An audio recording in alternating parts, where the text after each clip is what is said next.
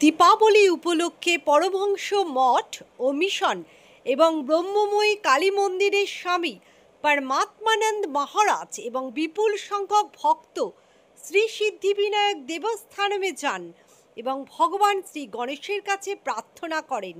মন্দিরের ট্রাস্টি সুশীল গোয়েঙ্কা, রাজকুমার গোয়েঙ্কা, প্রদীপ নায়ার, নভেল সুলতানিয়া, ইন্দমল গোয়েঙ্কা এবং কর্মীরা স্বামী পরমাত্মানন্দ মহারাজকে স্বাগত জানান।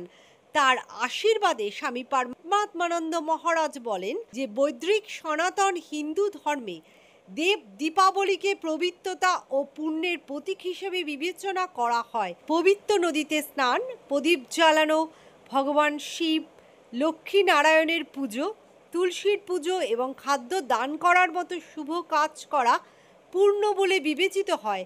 5ই নভেম্বর হরিপালের আরাধ্যেশ্বর মন্দিরেও দেব দীপাবলির উৎসবের সময় মন্দিরটিকে প্রদীপ দিয়ে আলোকিত করে। ইমামি ফাউন্ডেশন সমাজকর্মী রাধেশ্যাম আগরওয়াল এবং রাধেশ্যাম গোয়েঙ্কার নির্দেশনায় সুভাষ মুরারকার, দেবকীনন্দন গুপ্তা, বনওয়ারিলাল চৌধুরী, রাজকুমার কাটারুকা, উদয় চৌধুরী, গোপাল ভালোটিয়া, কমল সরফ, শৈলেশ বাজলা, উৎকর্ষ মোদি, সুভাষ দেশন সরাফ, অর্জুন সরাফ এবং অন্যান্য সক্রিয় কর্মী মন্দিরের ধর্মীয় অনুষ্ঠান আয়োজনে অংশগ্রহণ করেন। কলকাতার মুখ্য গণেশ মন্দির বড়বাজারের এই সিদ্ধিবিনায়ক দেবস্থানমে শুরু হয়েছে দেব দীপাবলি বা শিব দীপাবলির মহোৎসব। কার্তিক পূর্ণিমায় পার্শ্বনাথজির পূর্ণ আবির্ভাব তিথি থেকে চলছে এখানে দেব দীপাবলির পর্ব।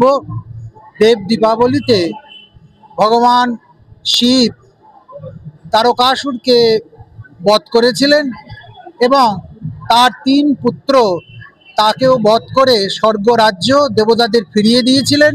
সেই আনন্দে দেবতারা পালন করেছিলেন এই দীপাবলি।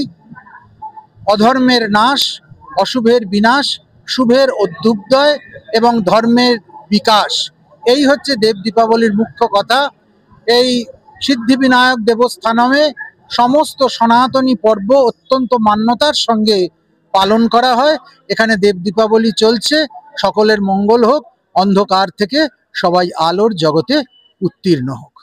ভক্তদের উদ্দেশ্যে একটাই কথা বলবো, সমস্ত সনাতনীরা দেব দীপাবলির এই শপথ গ্রহণ করুন। আজকে দেশ এবং রাষ্ট্রের যে অবস্থা, তাতে সবাই যেন একযোগ হয়ে একসঙ্গে সনাতন ধর্মের পক্ষে দাঁড়াতে পারে, কেননা ঐক্যই একমাত্র সনাতনীদের বাঁচাতে পারে।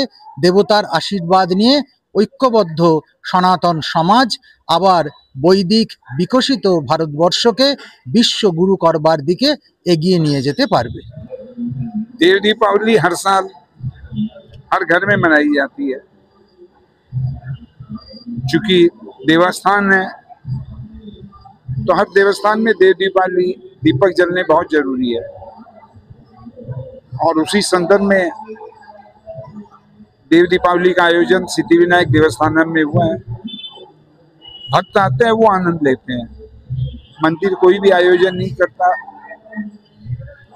लोग प्रभु की का दर्शन करने के लिए आते हैं, प्रभु की विशेष दृष्टि पाना चाहते हैं, लोग इसलिए आते हैं। बात दूसरे जगहों पे है, जैसा मैंने पहले भी कहा, हर मंदिर में ये उत्सव होते हैं।